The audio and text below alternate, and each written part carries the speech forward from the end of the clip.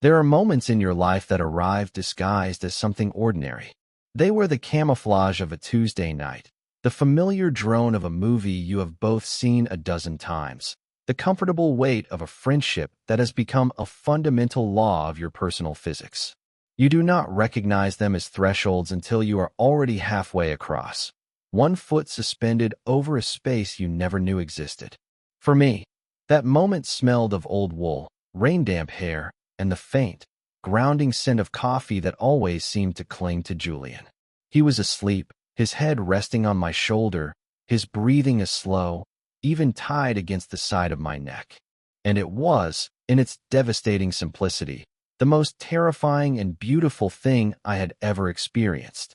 The movie had ended maybe 20 minutes ago, the credits rolling in a silent, white-on-black procession that did nothing to illuminate the dim room. I had not moved. I had barely breathed.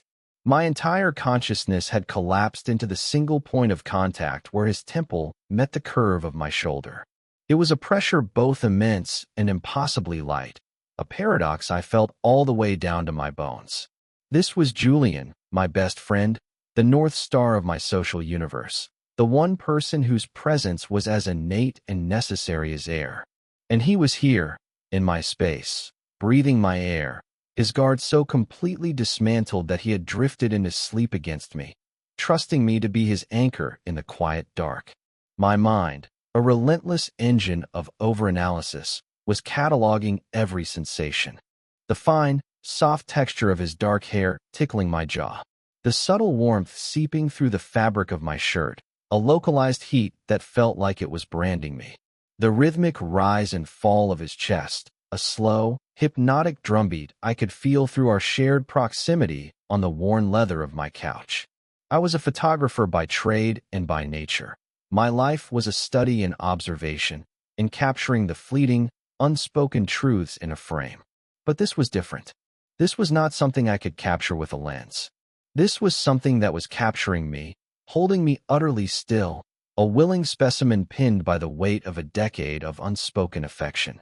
He was, for all intents and purposes, straight. This was a fact established through a series of girlfriends, casual dates, and locker-room-adjacent banter that had defined the landscape of our friendship since we met in college.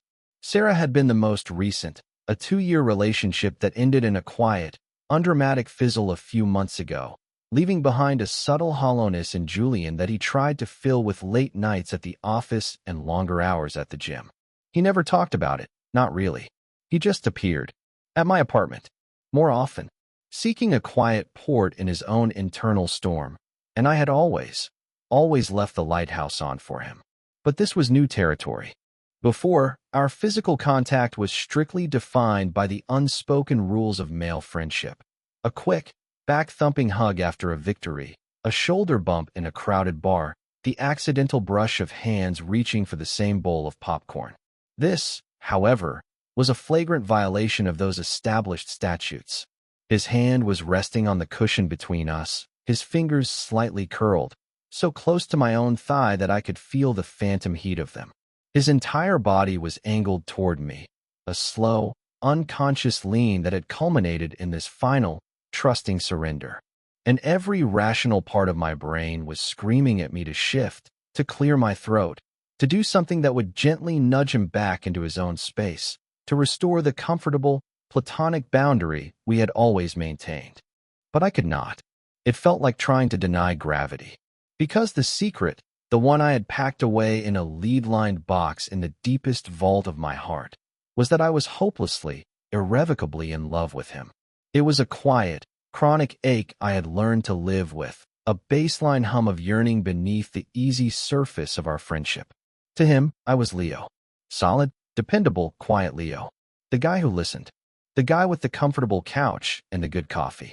The guy who understood his silences. He had no idea that for me, those silences were deafeningly loud, filled with all the things I could never say.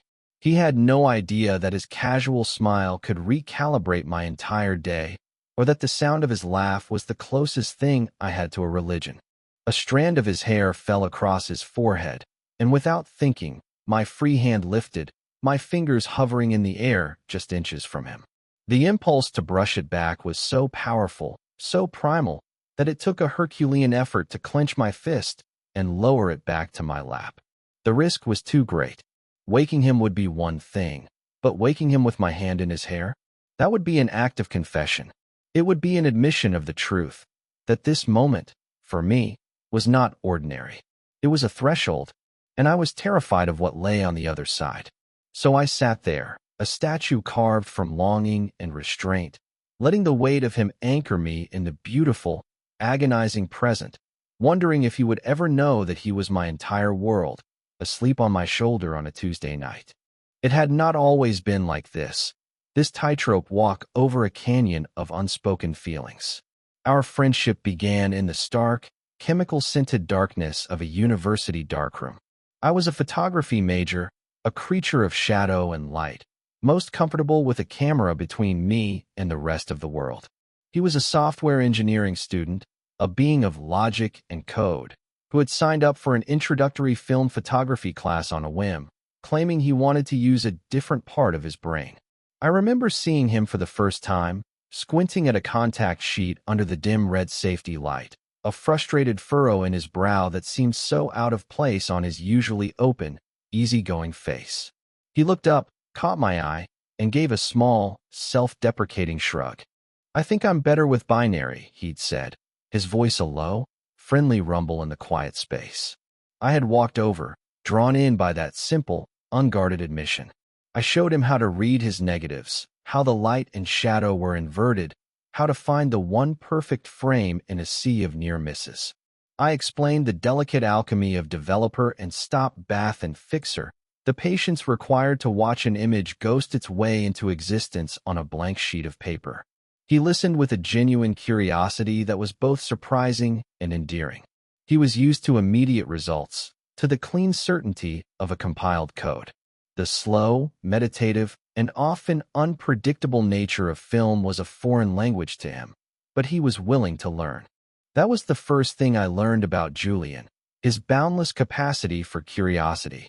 Our friendship developed like one of those photographs, slowly emerging from the ether of shared late nights in the student center, fueled by lukewarm coffee and a mutual appreciation for bad science fiction movies.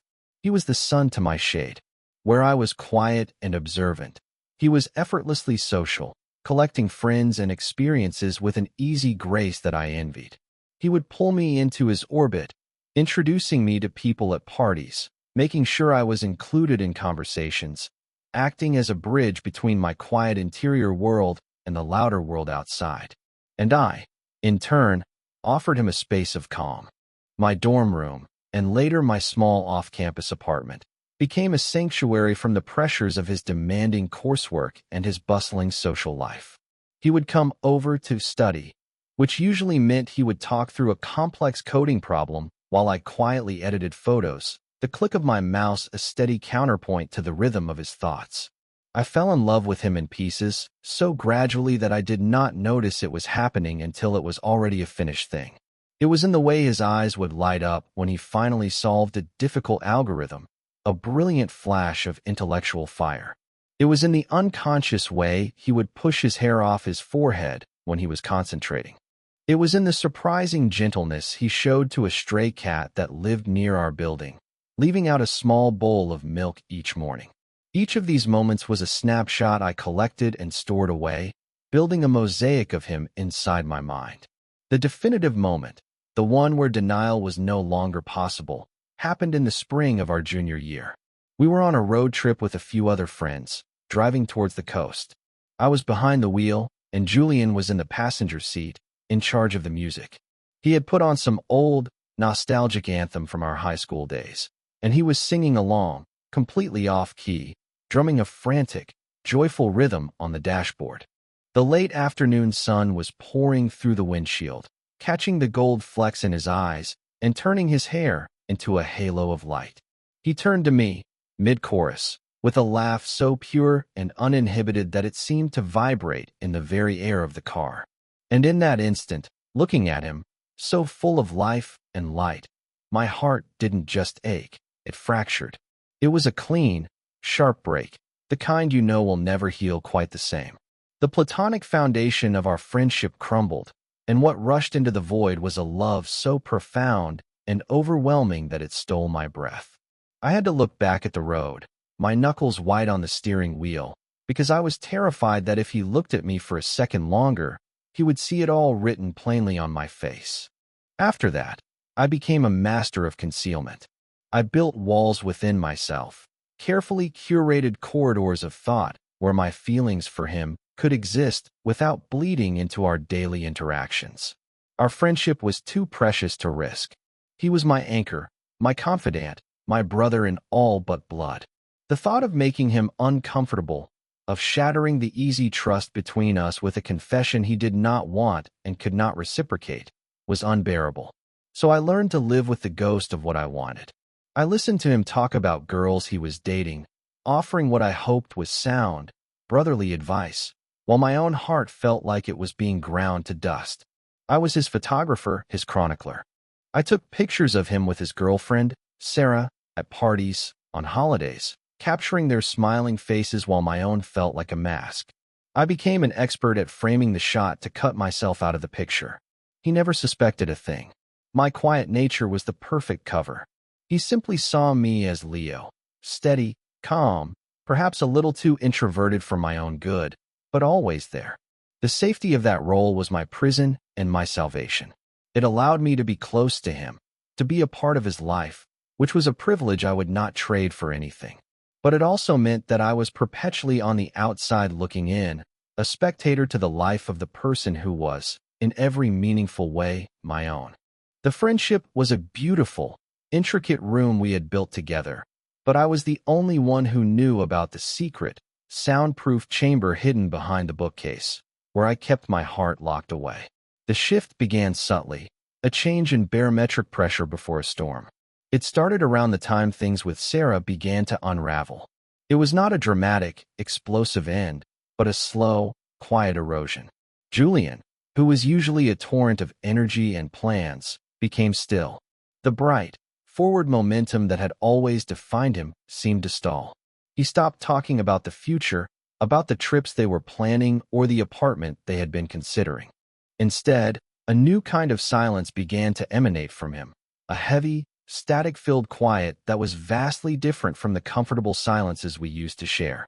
He would call me, and for the first few rings, I would think it was a butt dial, because there would be nothing but the sound of his breathing on the other end. "Julian," I would ask gently, and after a beat, his voice would come through, thin and distant. "Hey, what's up?" He never said what was wrong. He would deflect, ask about my latest photography project, or suggest we grab a beer, but his enthusiasm felt hollowed out, a mere echo of its usual force. He started showing up at my apartment unannounced, a thing he had not done since our college days. He would appear at my door with a six-pack of beer or a pizza, his smile not quite reaching his eyes. He was like a ship that had lost its moorings, drifting on an unseen current, and my doorway was the only port he seemed to be able to find. He was seeking refuge, but he could not articulate what he was hiding from.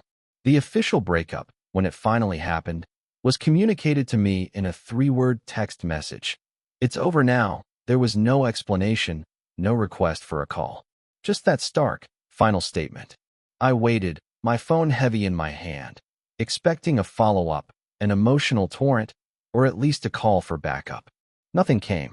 For 2 days, there was only silence.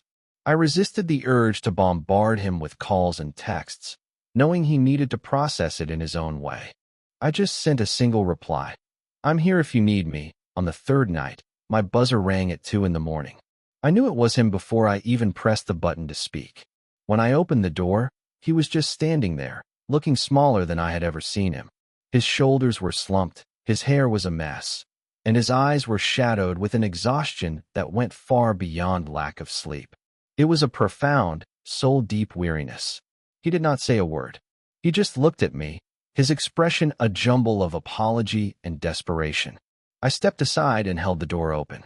"Come in." He walked past me and went straight to the couch, collapsing into it as if his bones had suddenly dissolved. I did not press him for details. I just went to the kitchen, poured him a glass of water, and put on the kettle for tea, knowing he would not want alcohol. When I came back, he was staring at the blank television screen, his gaze a million miles away. I put the water on the coaster beside him and sat in the armchair opposite, giving him space, letting the silence be a blanket rather than a void. After a long time, he spoke, his voice raspy. We were building a life, you know? A whole life. And I looked at the blueprints, and I realized. I didn't want to live there. He shook his head slowly, not out of regret, but out of a deep, unsettling confusion. What does that say about me? That I could spend 2 years building something I didn't even want. This was the catalyst. It was not just a breakup. It was an existential crisis. He was not mourning Sarah so much as he was mourning his own certainty. The map he had been following had led him to a place he did not recognize, and now he was completely, terrifyingly lost. He stayed until the sun began to lighten the sky outside my window, talking in fits and starts, circling the same core of confusion. He was not looking for answers from me. He was just looking for a place to be lost in, a place where his disorientation would not be judged. My apartment became that place. The shift was complete. He was no longer the confident, extroverted friend who pulled me into the world. He was a man adrift, and I had, without realizing it, become his only harbor. And a part of me, the selfish, hopeful part one tried so hard to suppress, wondered if, in his search for a new map, he might finally find a path that led to me. And so, the ritual began. It was not a conscious decision made by either of us, but an unspoken pattern that emerged from the wreckage of his old life. It started with him staying late, long after the conversation had died down, long after the movie had ended.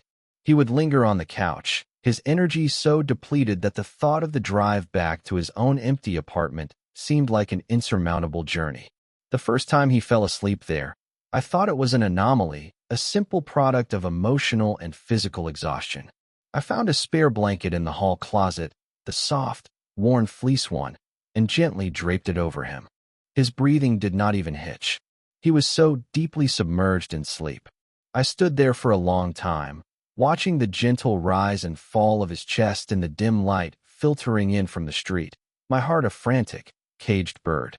The intimacy of the act felt both profoundly right and dangerously transgressive. A few nights later, it happened again, and then again the following week. Your couch is just.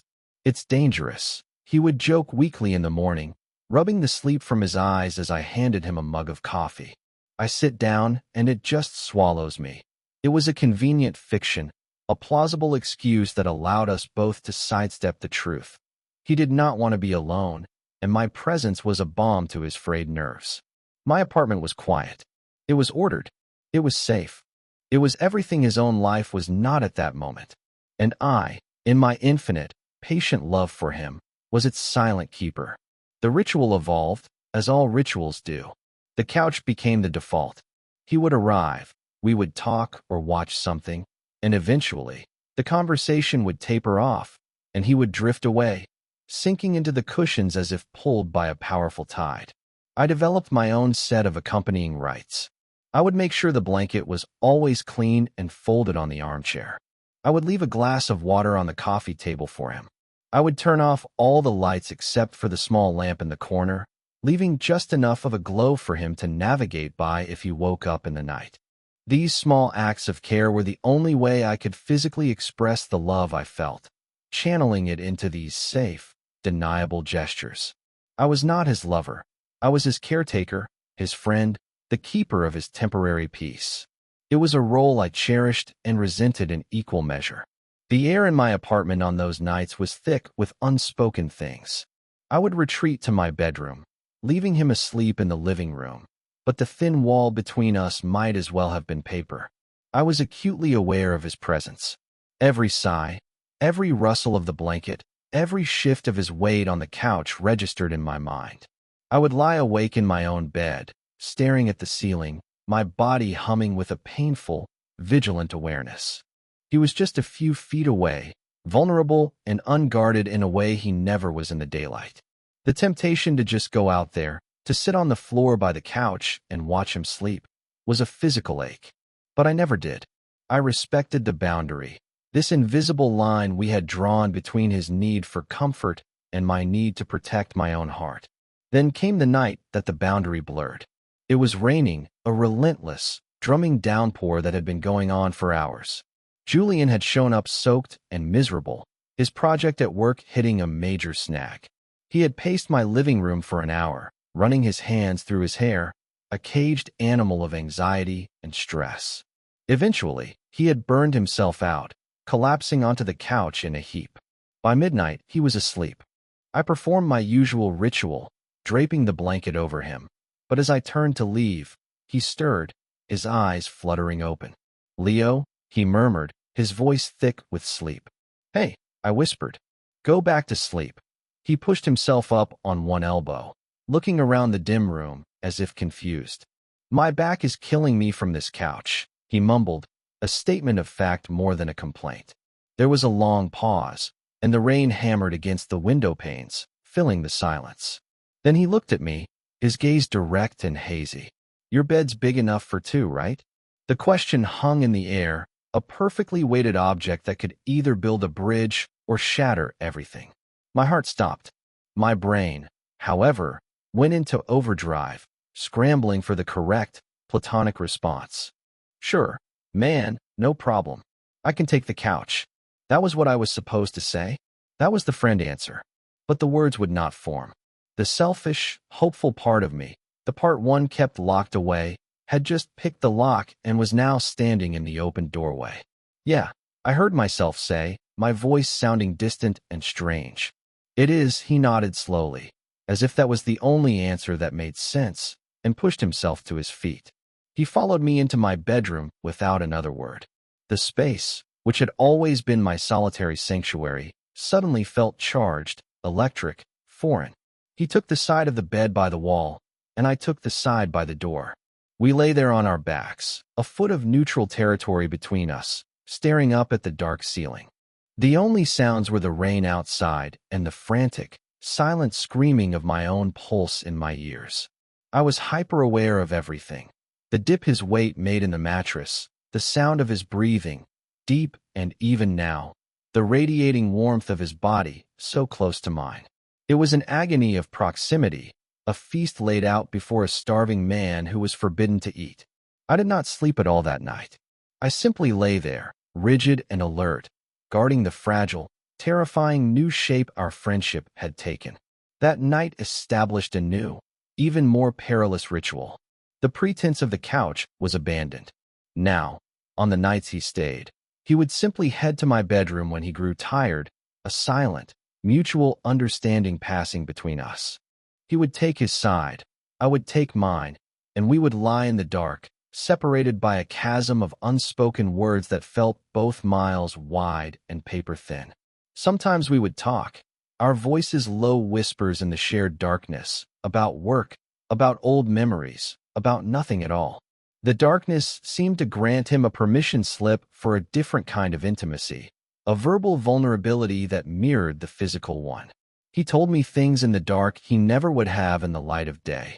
He spoke of his fear that he was drifting, that his life lacked a core, a purpose he could hold on to. "It's like I'm following a script," he whispered one night, his voice barely audible over the hum of the city outside. "College, job, girlfriend, house. I'm doing all the scenes, saying all the lines. But I don't feel like the main character. I feel like an understudy who got pushed on stage and doesn't know why." In those moments, my heart would ache for him, an empathetic pain so sharp it eclipsed my own yearning. I would offer what little wisdom I had, my words soft buoys in his sea of uncertainty. I became his confessor, his nocturnal therapist, the keeper of his whispered fears. And all the while, I was lying inches away from him, my body screaming with the need to reach across that small space, to take his hand, to pull him closer and absorb some of his loneliness into myself. But I held back, always.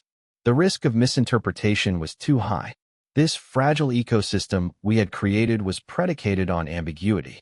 He needed comfort, and I was providing it in a way that allowed for plausible deniability on both our parts. He wasn't choosing me, not in a romantic sense. He was choosing the path of least resistance, the comfort of a familiar presence. To name it, to define it, would be to shatter it. The nights blurred into a strange, dreamlike routine. The tension was a constant, a high-frequency hum beneath the surface of our interactions. I became an expert in the cartography of his sleep. I learned the subtle shift in his breathing that signaled his descent from light dozing into deep slumber. I learned that he sometimes kicked in his sleep when he was stressed, and that he occasionally murmured things too garbled to understand. I would lie perfectly still, a silent sentinel, cataloging these intimate details that felt like stolen treasures. My love for him became a thing of the night, a creature that lived and breathed in the shared darkness of my bedroom, only to retreat back into its cage with the first rays of dawn. One night, the tension finally reached its breaking point. It was a cold, clear autumn evening. We had not spoken much, both of us tired from a long week. We had fallen into bed in our usual arrangement, two separate islands in a sea of white sheets. But this time, something felt different. The silence was not empty. It was charged, heavy with potential energy. I could feel him watching me in the dark. I was lying on my side, facing away from him, but I could feel the intensity of his gaze on my back. It was a tangible pressure. After what felt like an eternity, he shifted, the mattress creaking softly. He rolled onto his side, facing me. I felt the change in the air, the subtle displacement of warmth as he moved closer. My entire body went rigid. This was a deviation from the script. He had never done this before. Leo. His voice was a thread of sound, barely a whisper. I held my breath for a beat before answering, trying to keep my own voice steady. Yeah. I did not turn around. I could not. I was afraid of what I would see in his eyes, or worse, what he would see in mine. There was another long pause. I could hear the frantic beat of my own heart, a traitorous drum in the quiet room. Would it be okay, he began, his voice hesitant, fragile, if I kissed you? The world stopped. The city noise outside my window faded to nothing. The air in my lungs solidified. The question was so direct, so devoid of ambiguity, that it felt like a physical blow. It was the one question I had spent years dreaming of and years dreading. It was the key that could unlock everything or break the door off its hinges entirely. My mind raced, a chaotic flood of fear and hope and disbelief. Was he sleep-talking? Was this some kind of joke? A cruel, misguided experiment born of his own confusion? Slowly, painstakingly, I turned over to face him. In the slivers of moonlight filtering through the blinds, I could just make out his face. His eyes were wide open, and in them, I saw no trace of humor or confusion. I saw only a raw, terrifying vulnerability that mirrored my own. He was waiting, suspended in the space of that question, giving me all the power. I could not find my voice. The years of silence and suppression had stolen it. So I just nodded. A single, small, jerky movement that felt like it took all the strength I possessed. That was all the answer he needed. He moved with an agonizing slowness, closing the small distance between us. His hand came up, his fingers gently tracing the line of my jaw, a touch so feather-light it was almost imperceptible. It was not a touch of passion, but of inquiry, of reverence. His eyes never left mine, searching for any sign of hesitation. I remained still, giving him the truth he was looking for. And then his lips met mine. It was not the kind of kiss you see in movies, full of fire and desperate passion. It was soft. It was tentative. It was unbelievably gentle. It was a question and an answer all at once. It was the taste of salt and uncertainty and a deep, resonant loneliness I recognized as his own. It was a confession, whispered not in words, but in the simple, profound pressure of his mouth against mine. It lasted only a few seconds, but it unspooled a decade of my own carefully guarded feelings, letting them rush out in a silent, overwhelming flood. When he pulled back, he did not move away. He rested his forehead against mine, our breath mingling in the small space between us. The crossing had been made. The threshold had been stepped over. And in the quiet, trembling aftermath, neither of us had any idea what to do next. The morning after was a study in silence and absence. I woke up slowly, drifting to the surface of consciousness with the ghost of his kiss still on my lips. For a fleeting, hopeful second, I thought I would turn over and find him there, that the new world we had glimpsed in the dark would still exist in the light of day. But the other side of the bed was empty. It was not just empty. It was cold, the sheets smooth and undisturbed in a way that suggested he had been gone for hours. A single, crushing wave of anxiety washed over me. I got out of bed and walked into the living room. There was no sign of him. His jacket was gone from the back of the chair. His shoes were gone from the mat by the door. The only evidence he had been there at all was the coffee mug from the night before, sitting by the sink. He had not even stayed for coffee. The ritual, in all its forms, had been broken. He had fled.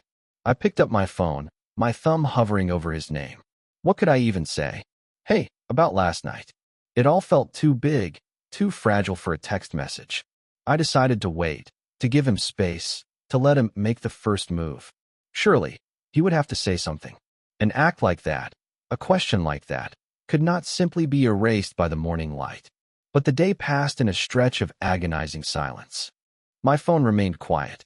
Every notification, every buzz from an email or a social media update sent a jolt of false hope through my system. By evening, the hope had curdled into a familiar, bitter dread. I had misinterpreted everything. It had been a mistake, a moment of lonely confusion on his part that he now deeply regretted. I had let my own feelings color the event, seeing a confession where there had only been a desperate, misguided impulse. I felt a profound, bottomless sense of shame. I had let him cross a line, and in doing so, I had likely shattered the one thing I could not bear to lose, our friendship. The silence stretched into a second day, and then a third.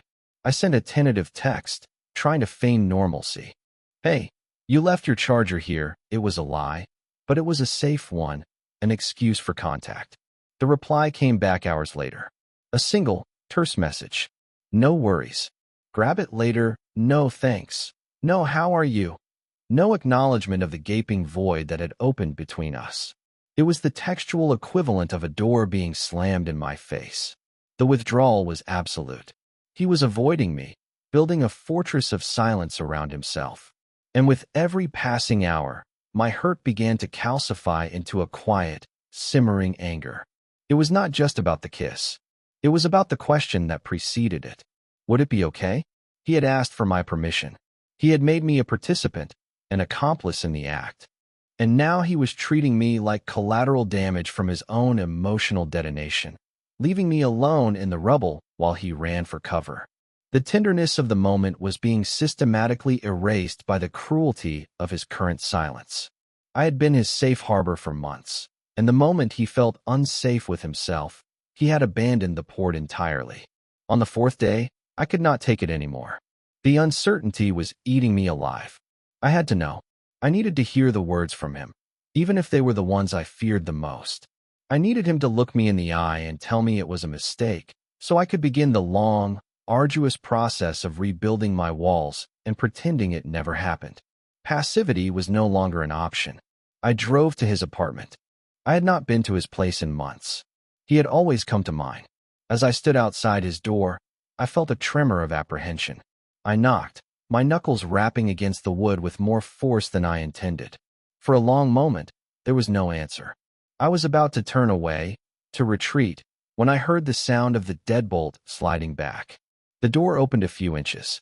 Julian stood there, looking even worse than he had the night he first showed up after his breakup. He was wearing a wrinkled t-shirt and sweatpants. His hair was uncombed, and his eyes were bloodshot. He looked cornered, like a man who had been hiding from the world and was furious at being found. "Leo," he said, his voice flat. He did not move to let me in. "We need to talk," I said, my own voice firmer than I expected. "You can't just disappear," he sighed, a long, weary exhalation, and ran a hand over his face. He seemed to shrink a little, the fight draining out of him. He opened the door wider and stepped back, a gesture of reluctant surrender. His apartment was a mess. Takeout containers littered the coffee table. Clothes were strewn over the furniture.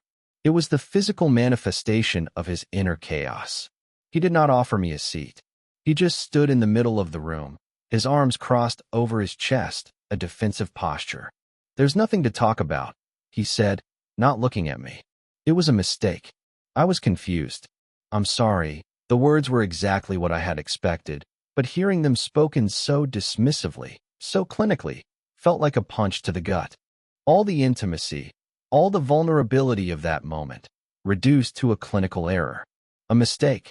I repeated, my voice dangerously quiet. You asked me, Julian. You looked me in the eye and you asked me if it was okay. That wasn't a mistake. That was a choice. My choice, too. He finally looked at me, and his eyes were filled with a raw, desperate panic. I don't know what I'm doing, Leo. Okay. I don't know. My whole life feels like it's been dismantled, and you're the only thing that's felt. Solid. Safe. And I leaned on that. I leaned on you too hard. I crossed a line that I shouldn't have, and I'm scared of what? I pressed, taking a step closer. Scared of me?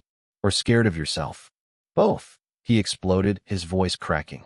I'm scared because I've never felt that for a guy. And I'm scared because it was you, my best friend. And I'm terrified because I liked it. Okay, is that what you want to hear? I liked it. And it scares the hell out of me. So I ran.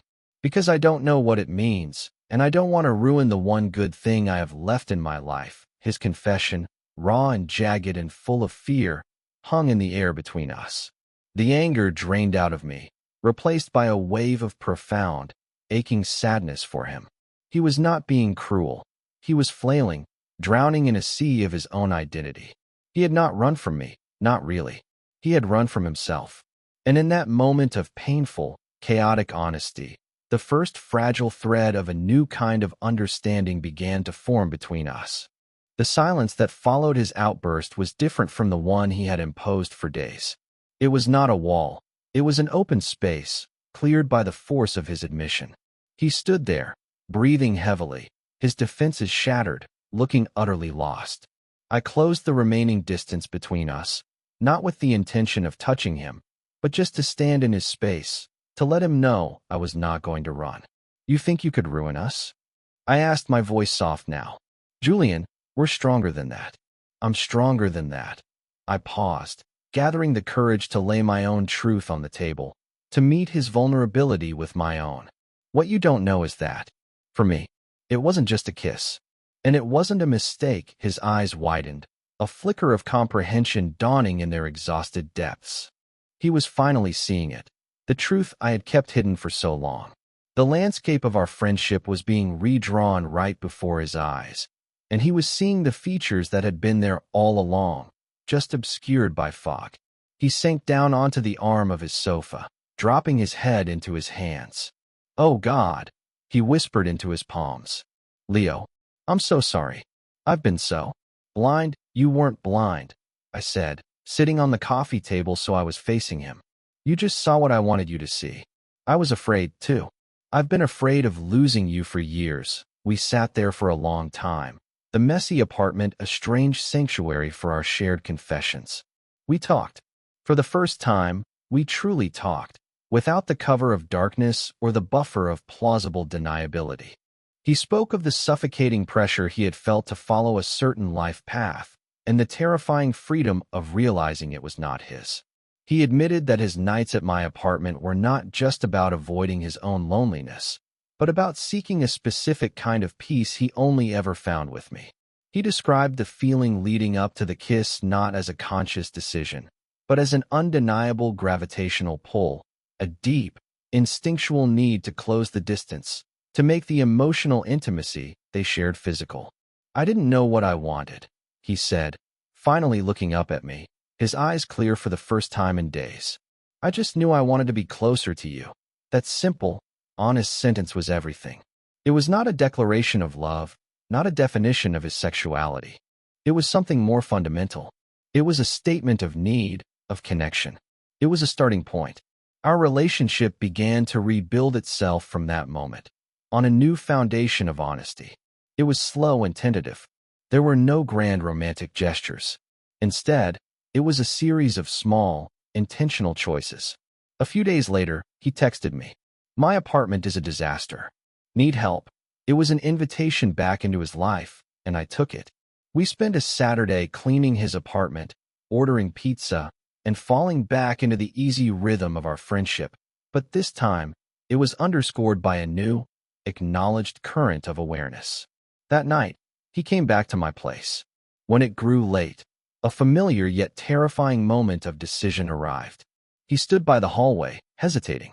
"You can stay," I said, the words feeling both normal and monumental. "The couch, or the bed, whatever you want." I was giving the choice back to him, letting him set the pace. He looked at me, a long, searching gaze. "The bed," he said quietly, but with a new certainty. "If that's still okay, it's okay," I replied. That night in bed was different again. The chasm was gone. He lay on his side, facing me, and after a few moments of silence, he reached out and took my hand. His fingers laced with mine, a simple, solid connection in the dark. It was not a prelude to anything more. It was the thing itself, an anchor, a promise. We fell asleep like that, hands clasped between us, and for the first time in what felt like a lifetime, I slept deeply, peacefully, because I was not guarding a secret anymore. I was holding his hand.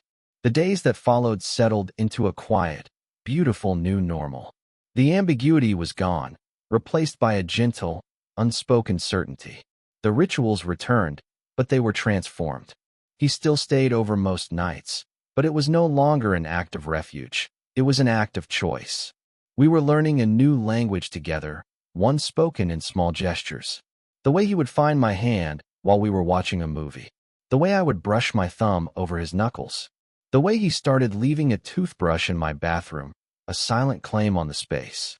One Sunday morning, I woke to the smell of coffee. I walked into the kitchen to find Julian standing by the counter, bathed in the soft morning light pouring through the window, carefully pouring hot water over fresh grounds. He was wearing an old t-shirt of mine that he had claimed as his own. He looked up when I entered, and a slow, easy smile spread across his face. It was a smile that reached his eyes, the kind I had not seen in a long, long time. It was the smile of a man who was no longer lost. "Morning," he said, his voice warm and content. "Morning," I replied, my heart swelling with a quiet, profound joy. He handed me a mug, his fingers brushing against mine, the touch lingering for a second longer than necessary. We stood there by the window, sipping our coffee, not needing to speak. The comfortable silence had returned, but it was deeper now, richer, filled not with unspoken tension, but with unspoken understanding. We were just two people, in a quiet kitchen, sharing a morning. It was so beautifully, breathtakingly ordinary. We learned that a home is not always a place with four walls and a roof. Sometimes it is a person.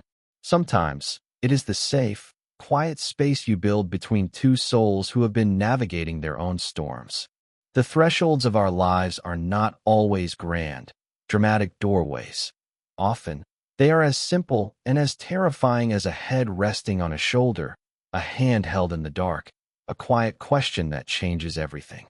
And in the beautiful, honest silence we had finally learned to create together, we were no longer just a quiet observer and an unknowing initiator.